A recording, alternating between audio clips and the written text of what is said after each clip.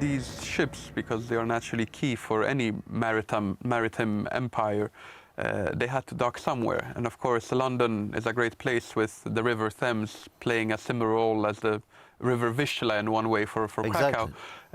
But not all vessels and ships can dock in one port. So England had to have other ports, and a number of them, of course, were important back then and are important today. We spoke in an earlier episode about the Hanseatic League and how some Polish cities were also members.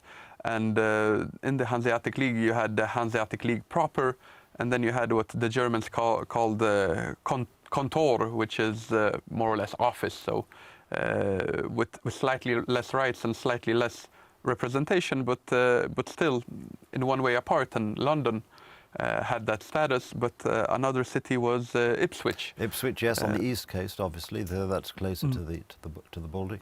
And then, of course, with the discovery of the New World, the ports on the western coast of England grew in importance. And when we read about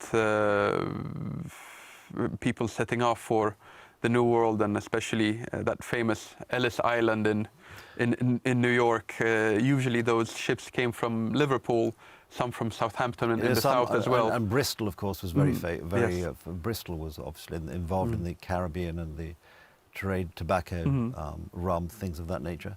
And of course, again, a controversial issue, the slave trade. I mean, that was really Bristol, Liverpool, that sort of triangular trade, which was for a period in the 18th century very important. I mean, that's what people fail to think about when you look at the and I say this because I happened to watch that musical Hamilton the other night on telly, but the American War of Independence. I mean, the point from the British point of view was, well, it was really, we had to, with the limited resources available, do we go and fight the Americans or the colonists in America?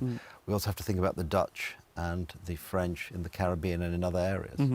And at that time, the island of Barbados was worth more to the British Exchequer than the whole of the 13 colonies in terms of income, particularly from sugar, which is a great thing, of course. And so, you know, these are fascinating to think that years ago people were sitting in London having to think about not just what was going on in England, but what was going on in or the rest of the United Kingdom, but what was going on in the world as a whole. Yes, and if we look at Poland in comparison, our maritime tradition is far from being as vast. There were some attempts in the 17th century to create a fleet. There was this one battle with the Swedes, the Battle of Oliva, before which the Poles had actually created a Baltic Sea fleet, but it was a fleeting moment, you could say. And in general, the concentration of Poland on the Baltic Sea was focused on the city of Gdansk, or Danzig as the Germans knew it.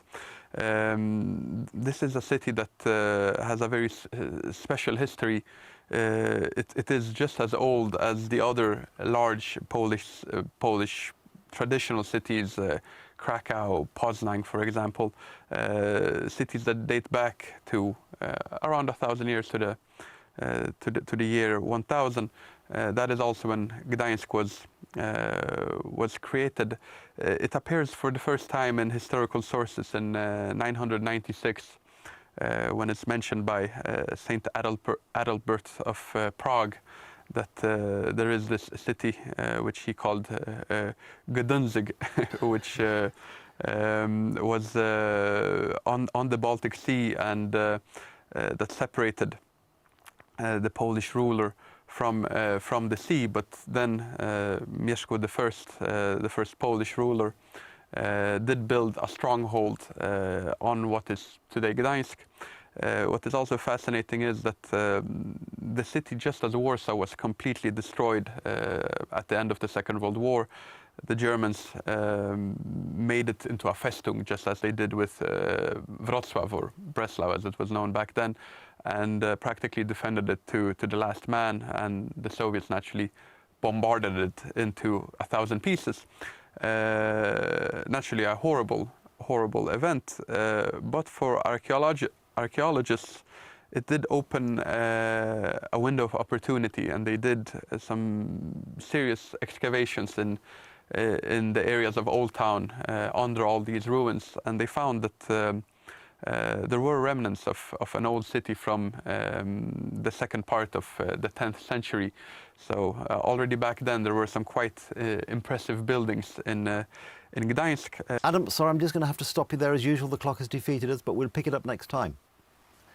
There we are. I've had to interrupt Adam almost in mid-sentence, but fear not, if you join us next time on Poland Daily History, as we hope you will, we'll pick up the story. Until then, thank you for watching.